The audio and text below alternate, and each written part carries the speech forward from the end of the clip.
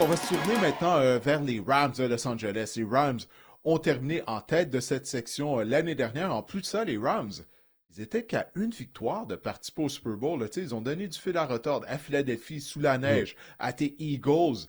Si nous été de certaines passes échappées et puis du brio de Jalen Carter vers la fin du quatrième quart là, qui a appliqué une pression, de la pression Sam Darnold, sur Matthew Stafford, peut-être que les Rams auraient participé au Super Bowl, mais bref, ça c'est 2024. Nous on regarde de l'avant Mais la prochaine saison qui s'en vient. Puis il y a des visages familiers qui ont quitté les Rams, dont notamment bien sûr Cooper Cup, on vient d'en parler, qui va maintenant porter les couleurs des Seahawks de Seattle. je sais que tu es plus grand et plus gros que moi, Didier, mais je me permets de te remettre à ta place. Je me permets ça. Ça aurait pris 2 victoires aux Rams pour atteindre le Super Bowl. Ils ont perdu en demi-finale d'association contre les Eagles. Par la suite, les Eagles ont battu les Ben Commanders oui, oui, c'est vrai. pour s'en aller au Super Bowl. C'est vrai, ben Et oui, t'as écoute, raison. Ben oui, c'est vrai, t'as donc bien ouais, raison, ben oui. C'est vrai, ouais. je voyais ça plus loin, ouais, du côté des Rams. Ah ouais, effectivement, mais quand même, ils ont passé bien près de... Le match était serré contre les Eagles. Mais- Je vais m'en tenir juste à ça, là. Ben oui, on peut voir sur les départs et les arrivées chez les Rams. Ben écoute, à l'attaque, l'arrivée le plus significatif, c'est celle de Devontae Adams. On a clairement remplacé Cooper Cup par Devontae Adams. On s'est dit du côté des Rams, on a trouvé que Cooper Cup, on a trouvé que bon, il ne livrait plus la marchandise, il n'avait plus sa vitesse d'antan. On dit qu'on a clairement trouvé que Devontae Adams euh, avait encore ses jambes, lui. Donc, j'ai bien hâte de voir ce que ça peut donner. On a également fait le plein de joueurs sur la ligne à l'attaque. Et on va parler en défense. Moi, je trouve que l'addition du plaqueur Pony Ford aussi vient combler un énorme besoin du côté des Rams. Et au niveau des départs, Didier Cooper Cup, évidemment.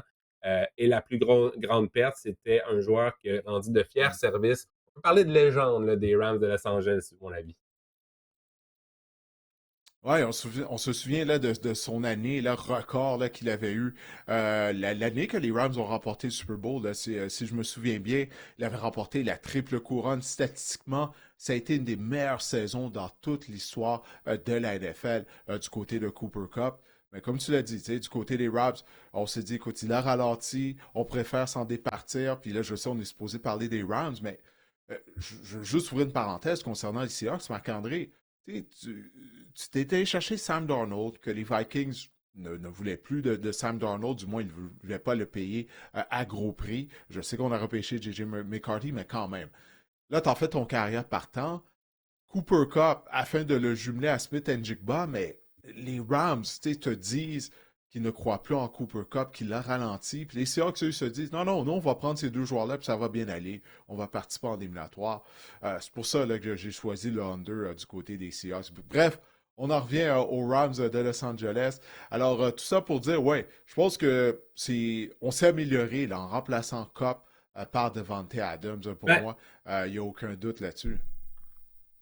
c'est encore drôle parce que tu te souviens, il y a quelques années, les Rams avaient remplacé le receveur de passe. Ils ont été chercher Allen Robinson, un vétéran, un peu à la Devante Adams, pour dire écoutez, Ouais. ça va fonctionner avec Allen Robinson. Il vient de connaître, il sortait des Jaguars, à mon avis. Finalement, Allen Robinson et ses C'est manches pas ton longues, receveur ça de n'avait pas passe fonctionné du favori, tout. Allen Robinson, avec ses manches longues. Exact. Est-ce que je me trompe? C'est lui là, qui portait toujours Exactement. ses manches longues, puis ça te dérangeait, le fait qu'il portait des manches longues, Mais, peu importe la température. mais c'était un peu le même concept, c'est un peu la même idée avec Devante Adams. Est-ce que vraiment, ce coup-là, les Rams vont avoir vu juste parce qu'avec Allen Robinson, ça n'avait vraiment pas été le cas. Et je t'ai goût de te lancer. Écoute, la grande question, Didier, au niveau des Rams, c'est à la position de carrière et ça rejoint des questions qu'on a reçues. Tout d'abord, celle de William Morin-Fortier via Instagram qui demande est-ce que c'est l'année de trop de Matthew Stafford? Il faut dire, Didier, en ce moment, Matthew Stafford ne s'entraîne pas, n'est pas aucun entraînement. Il a aggravé des disques dans son dos, donc il est blessé au dos. Écoute, il a même reçu de l'épidurale. Moi, je connais une personne, j'ai 2 enfants, j'ai 2 petites filles, je Hmm. connais une personne qui a demandé une épidurale 2 fois dans sa vie, puis écoutez, on devient comme insensible, là, ça gèle. Écoute, ça doit pas être facile, là, une épidurale, se lever le matin, je sais pas quand est-ce qu'il prend ça, mais c'est un peu, écoute, moi, je trouve ça inquiétant, là, la situation avec Matthew Stafford. Moi aussi, je partage ton avis. Je crois que c'est très inquiétant parce que je me suis au début du camp d'entraînement, Sean McVay avait dit ah non, écoutez, Matthew, bon, il a des raideurs au dos, mais il va rater seulement quelques jours. Là, le lendemain, si je me souviens bien, il s'est ravisé. Là, il a dit, ouais, bon, on m'a dit finalement, ça va être quelques semaines. Là, tu parles de carrière qui a quoi, 36, 37 ans. Il a un historique de blessures au dos. Matthew Stafford, écoute, c'est un battant. Là. Même, il joue blessé. Il l'a fait pratiquement depuis le début de sa carrière avec les Lions de Détroit. Mais ouais, la question de William, elle est bonne. Est-ce que c'est une année de trop pour Matthew Stafford? Puis là, est-ce qu'il va être présent au début de la saison? Les Rams n'arrêtent pas de dire oui, qu'il sera en mesure de prendre part au tout premier match de la saison régulière. Du camp d'entraînement. On l'a pas vu du camp d'entraînement, Mm. Marc-André. Je sais pas pour toi. Moi, ça m'inquiète énormément, surtout à ce stade-ci de sa carrière.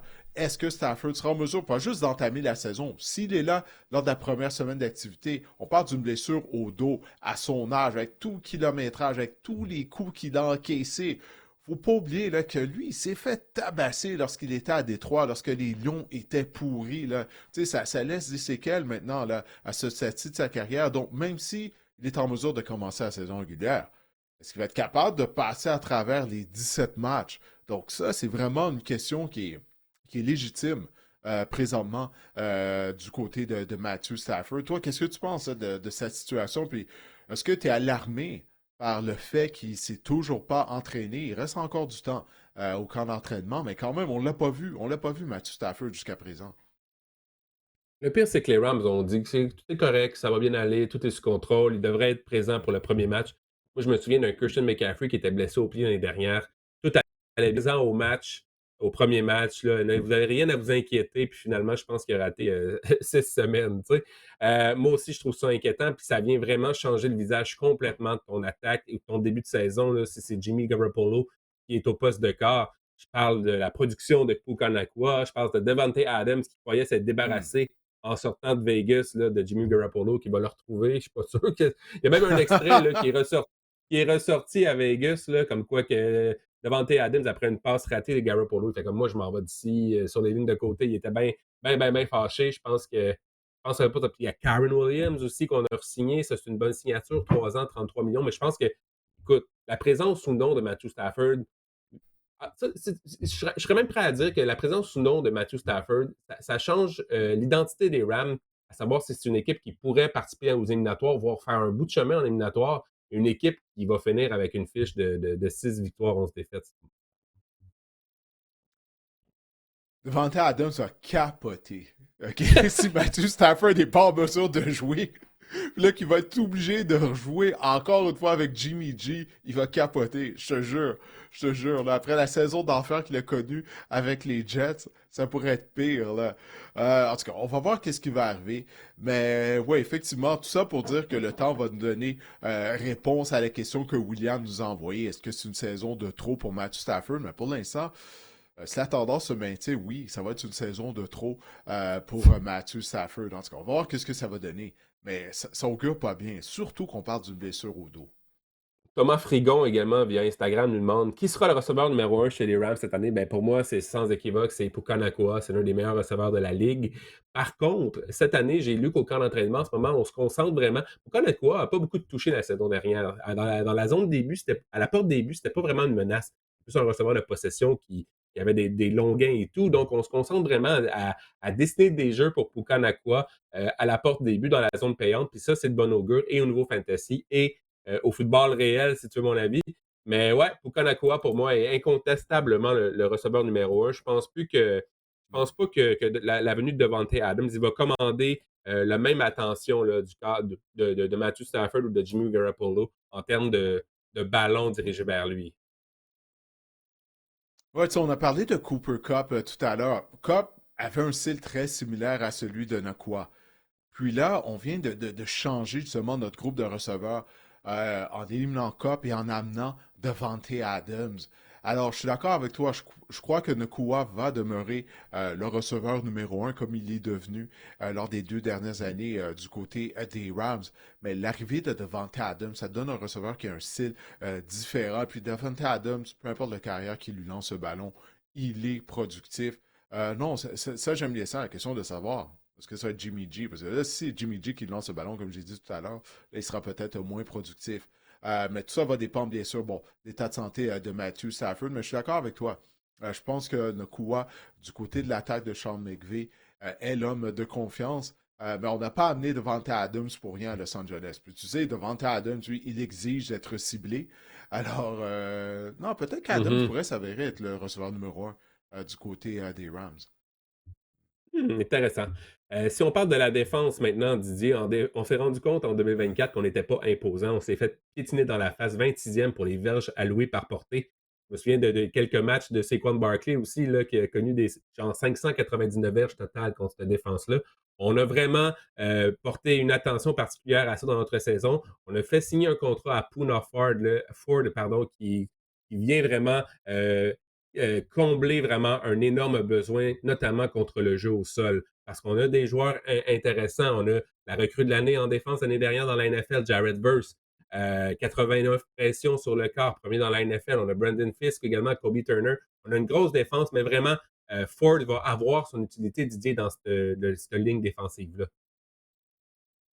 Ouais, je crois que c'est pas une coïncidence le fait qu'on a mis ce contrat Poona Ford après justement les insuccès qu'on a eu en éliminatoire contre Saquon Barkley et les Eagles. On est allé chercher un joueur qui va pouvoir donner un coup de main contre la course. Mais lorsque je regarde le front, la ligne défensive des Rams, c'est potentiellement une des meilleures de la NFL. Là. Surtout Jared Verse, l'année dernière, il était une recrue. La même chose avec Brandon Fisk. Ces deux joueurs-là devraient être meilleurs cette année. Alors ça fait peur là, pour les attaques adverses. Il ne faut pas oublier, il y a Kobe Turner. Lui, ça va être sa troisième année. C'était une belle trouvaille de la part de Les Snead, le DG des Rams. Les Rams ont le potentiel maintenant d'avoir la meilleure ligne défensive de toute la NFL. Puis même leur défense va être solide. Alors, si jamais Matthew Stafford rate des matchs ou peut-être toute la saison. En tout cas, on va voir là. On ne va pas extrapoler dans le cas de sa blessure au dos. Mais il y a une recette pour les Rams. On sait que Sean McVay aime miser sur le jeu au sol. Il aime avoir une attaque équilibrée, du moins. C'est là que son attaque est à son mieux. Même si Stafford n'est pas dans l'équation, en misant sur le jeu au sol, et une défense qui a le potentiel d'être dominante, peut-être qu'on va tout de même être dans la course pour une place en éliminatoire du côté des Rams. Mais défensivement, les joueurs qu'on a dans le front, ils sont jeunes, ils sont rapides, ils sont robustes, ils jouent avec beaucoup de détermination. J'adore Jared Verse, qu'est-ce que j'ai vu lors de son année recrue. La même chose avec Brandon Fisk. Les gens qui croyaient que Fisk allait être un choix de première ronde, il a chuté au repêchage, principalement Marc-André, à cause de la longueur de ses bras, on se disait, bon, la position de plaqueur, peut-être que ça va être un problème. Clairement, ça n'a pas été le cas lors de sa saison recrue. Alors, j'aime le potentiel de l'unité défensive du côté des Rams. Le problème, c'est que c'est derrière cette ligne défensive-là. C'est un peu là qui sont les points d'interrogation, les secondaires, la tertiaire. On a signé Nate Landman des Falcons, qui était avec les Falcons la saison dernière. Une saison médiocre avec les Falcons, en espérant que ça puisse régler des problèmes. Et on a une tertiaire ordinaire, les Cameron Kitchen et Cam Curl également. J'ai hâte de voir, mais c'est ça, une ligne défensive incroyable. Maintenant, faut que le château fort tienne derrière. Oui, mais si ta ligne défensive est dominante, là, ça peut annuler tout ce que tu viens de mentionner, tous les problèmes qu'on a. Parce que si tu es capable de presser carrière adverse, ben là, ta tertiaire, elle n'est pas obligée de couvrir aussi longtemps. Montre-moi une bonne tertiaire. Généralement, je vais te pointer en direction d'une bonne ligne défensive. La ligne défensive peut bien faire paraître la tertiaire, mais c'est plus difficile pour une bonne tertiaire de bien faire paraître une ligne défensive médiocre. Alors, en tout cas, on va voir comment ça va se dérouler durant la saison, mais moi, je suis enthousiaste face à la défense des Rams à cause de cette jeune et très talentueuse ligne défensive. Si on regarde maintenant le total de victoires pour les Rams pour la saison 2025, le total est prévu à 9,5. Donc, moi, j'ai mis plus, Hmm. Didier, en prenant pour acquis que c'est cet homme qu'on voit sur l'image, Matthew Stafford, qui va être au poste de quart. Si c'est Jimmy G, écoute, je referai d'autres prédictions plus tard. Je pense pas qu'on va atteindre 10 victoires. Là, je suis entièrement d'accord avec toi. Si Matthew Stafford prend part, bon, il y a 17 matchs au calendrier régulier, disons qu'il rate 4 matchs, OK? Il prend part à 13 rencontres. Je vais donner plus de 9 victoires et demi aux Rams. Par contre, si Stafford se blesse et rate une bonne partie de la saison, ben là, ça va être moins. C'est aussi simple que ça. Parce que je te disais que j'avais aucune confiance en Kyler Murray. Ben là, Jimmy Garoppolo, là, on le connaît, là, rendu à ce stade de sa carrière. Là. Alors, oui, donc ça va dépendre. Ça va dépendre. Mais si Stafford est là, j'ai confiance qu'on pourra gagner au moins 10 matchs, comme ça a été le cas la saison dernière pour les Rams. Maintenant, au niveau du fantasy football, pour les hommes de Sean McVay, on va commencer avec Matthew Stafford. On vient d'en parler naturellement, son état de santé et qui inquiète énormément. Il a vraiment connu du succès, Stafford, l'année dernière avec Puka Nacua. Quart numéro 11 pour les points par match lorsque Puka Nacua est dans la formation. Le quart numéro 24 en ce moment, je ne pense pas qu'il va être repêché dans vos poules à 12 équipes fantasy. En fait, il ne sera pas repêché. Ça va vraiment être, encore là, un peu comme Sam Darnold. Ça va être un ajout en cours de saison selon l'affrontement. Des mix and match selon l'affrontement, les équipes, les défenses que vous affrontez. Donc, Matthew Stafford, il était jadis un quart élite au niveau fantasy. Je pense qu'il est plus relégué maintenant au rôle de quart réserviste ou de quart pour combler un besoin précis lors d'une semaine précise. Maintenant, demi à l'attaque, Karen Williams, tu as parlé de lui tout à l'heure. Il y a quelques jours, il a signé une prolongation de contrat. C'est bien mérité. On parle d'un choix de cinquième ronde. Hein. La Snead fait vraiment l'excellent boulot. Nakua, également un choix de cinquième ronde, si je ne me trompe pas, au repêchage. Alors, Karen Williams, depuis qu'il est là, il a toujours été productif. Est-ce que tu crois que ça va se produire, ça va se reproduire cette année? 31 touchés en 2 ans, quand même, Karen Williams. C'est ça qui fait de lui un porteur de ballon fantasy incroyable. C'était bon pour le premier rang dans la NFL au cours des 2 dernières années. Porteur de ballon numéro 6 et 7 au cours des 2 dernières années. Et on sait que dans un système de Sean McVay, le porteur de ballon est indéniable, est important. On peut même remonter, même chez les Rams, on peut remonter à l'époque de Todd Gurley, si vous voulez. On a toujours eu un porteur de ballon dominant. Marshall Faulk, on peut remonter jusque-là, si tu veux, Didier. On a toujours eu un porteur de ballon dominant chez les Rams de Los Angeles. Nouveau contrat de 3 ans, oui, on en a parlé tout à l'heure. C'est le porteur de ballon numéro 10 en ce moment. C'est un choix de troisième ronde. J'aime sa valeur. Karen Williams, il passe souvent sous le radar parce que c'est pas un porteur de ballon qui va courir des courses incroyables de 40 verges. C'est un gars qui va aller peut-être 10, 15 verges à la fois, mais qui demeure efficace et à la porte des buts, c'est une arme assez importante pour les Rams. Donc, j'aime vraiment ce que Karen Williams peut apporter au niveau fantasy, spécialement en troisième ronde cette année. Et Devontae Adams, maintenant, il va être jumelé, on l'espère, à Matthew Stafford. Mais comme je le disais tout à l'heure, généralement, Devontae Adams, peu importe qui est le carrière, il trouve une façon de produire. Alors, comment tu envisages sa saison 2025 en termes de fantasy football?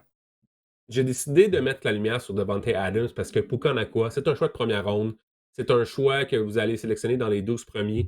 C'est un receveur top 5. Il est dominant, spécialement en PPR. Là, il va être une machine dans ce format de fantasy-là. Mais oui, Devontae Adams, il connaît un excellent camp, Didier. En fait, moi, je l'ai vu dépecer la défense des Cowboys lors d'une pratique d'entraînement conjoint là, cette semaine. Il a l'air assez en forme. Il a l'air au sommet de son art. 17 points par match l'année dernière au niveau fantasy. C'était bon dans le top. C'était bon c'est bon pour être dans le top 10, pardon, à la position. C'était avec Aaron Rodgers, avec son vieux body. Mais quand même, j'ai hâte de voir ce qu'il peut apporter. Toutes les statistiques avancées sur ses performances et tout. Il n'y a rien qui ralentit au niveau de Devontae Adams. Ça pour vous dire que je pense qu'il a encore l'affaire, même à son âge. C'est un choix de quatrième ronde. Maintenant, il va devenir le receveur numéro 2, assurément, des Rams, si vous voulez mon avis. Ça peut être un couteau à double tranchant. Oui, il n'aura potentiellement pas le meilleur demi-coin adverse. Il va le surveiller. Mais de l'autre côté, est-ce qu'il va avoir autant de ballons? C'est vraiment ça la question qu'il faut se poser dans le cas de Devontae Adams. Mais je pense qu'en choix de quatrième ronde, c'est pas si cher pour voir ce qu'il peut nous donner là, au niveau fantasy en 2020. Ouais. Tout repose sur l'état de santé de Matthew Stafford en Ah ce ouais. qui a trait aux Rams et au fantasy football. C'est aussi simple que ça.